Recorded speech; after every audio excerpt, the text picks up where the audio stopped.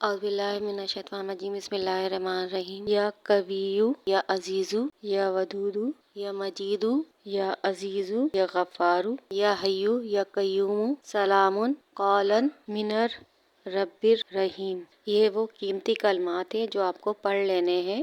ہر نماز کے بعد اول آخر درود ابراہیمی کے ساتھ 33 بار پڑھنے ہیں۔ یہ وہ کلمات ہیں جن کا اجر و ثواب دگنا ملے گا، اور اس کی تسبیح رمضان کے آخری عشرے میں زیادہ کرنی ہے۔ رمضان کا آخری عشرہ شروع ہو چکا ہے اور اس میں طاق راتیں جاگنے کی ہوتی ہیں، تو ان طاق راتوں کی فضیلت تو آپ کو معلوم ہی ہے، کیونکہ قرآن شریف مکمل ہوا تھا رمضان کے مہینے میں۔ طاق راتوں میں آپ کو اس کا ورد جاری رکھنا ہے، آپ کو ایک ایک تسبیح ہر نماز میں پڑھ لینی ہوگی۔ اب جاگنے والی راتیں شروع ہو چکی ہیں اور ان کی فضیلت کا بھی آپ کو معلوم ہے کہ کتنی بڑی فضیلت ہے، تو آپ کو یہ تسبیح ان طاق راتوں میں لازمی کرنی ہوگی۔ اگر آپ ایک ایک تسبیح پڑھ لیتے ہیں تو اس کا اجر و ثواب بھی دگنا ہوگا، آپ کے گناہ معاف کر دیے جائیں گے، چاہے وہ سمندر کے جھاگ کے برابر ہی کیوں نہ ہو۔